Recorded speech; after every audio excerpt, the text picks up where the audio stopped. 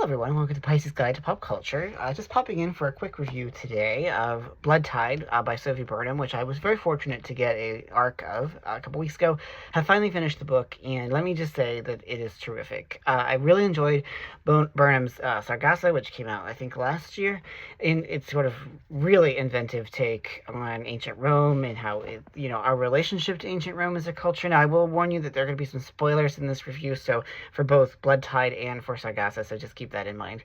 So, this novel picks up where the first book left off. We have Sela, the daughter of the court, of basically the very prominent historian, who learns that, in fact, Roma, as it's called, is in fact a sort of manufactured political entity that was designed to keep people docile, and that in fact this is our world just in a very distant future in which Rome has been remanufactured from the bottom up. Now that is a brilliant take on Rome, and I think it's one of the smartest things about Rome that I've ever read, and I think it's a really smart way of sort of articulating and grappling with the extent to which ancient Rome continues to exert a hold on American pop culture, on American society, and also within Europe as well.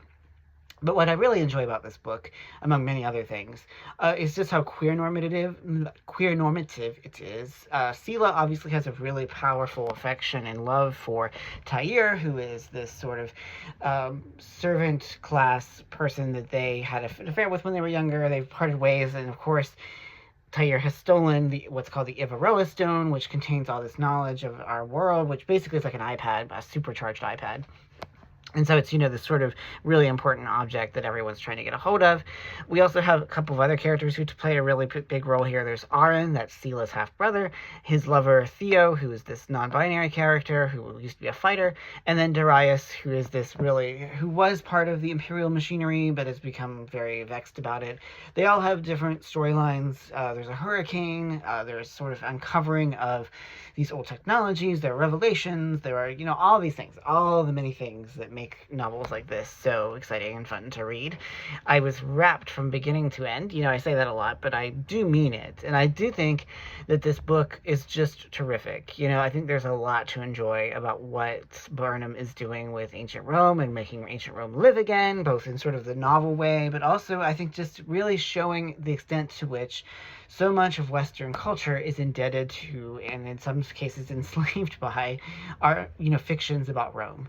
And I think that there are going to be a lot of dissertations written about their reinterpretations of what Rome can signify. The book is effortlessly paced. There's some queer romance thrown in there. There's a whole grappling with this hurricane that happens and how imperial bureaucracy really doesn't help the people. And it's, when I first read Sargasso last year, it was, really a lot of fun, but I think this whole novel and the way that it's grappling with how people fight back against an autocratic regime has an extra potency in the given moment in which we now live. And so I think that, especially given the way that, Trump, among other things, is kind of advocating for a return to more classical architecture. I mean, there's all sorts of reasons why this book is so vital right now, not least of which, of course, is its queer normativity. So there's a lot of reasons to really devour it, which I certainly did. And I think that you're going to enjoy it when it releases in a couple of months. Because I think it's next month that it releases. Anyway, it's really, worth reading because I think that, just we live in dangerous times and uncertain times, and there are many of us who are kind of looking for reasons to hope. And this novel is, like its predecessor, all about people who are determined to make the world a better place. And as difficult as that is, and as sometimes dangerous as it is, they are determined to do it anyway. And so I think that's a message that's worth, inhabiting. And so, other than that, it's just a damn good read. I was just amazed at how, how Burnham manages to weave together, almost half a dozen different characters and viewpoints, and to make all of them feel believable, understandable, explicable, because they all have motivations that make sense.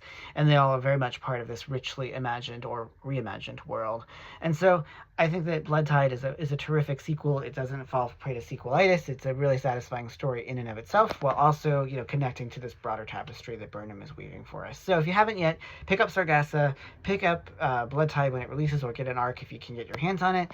Just support queer authors, support people writing meaningful, nuanced queer stories, support people writing ancient Rome stories. So anyway, it does get the Pisces Guide to Pop Culture Seal of Approval. Go out and read it. It's terrific. I can't recommend it highly enough. So, as always, for the Pisces Guide to Pop Culture, I'm your host, TJ. Take care, y'all.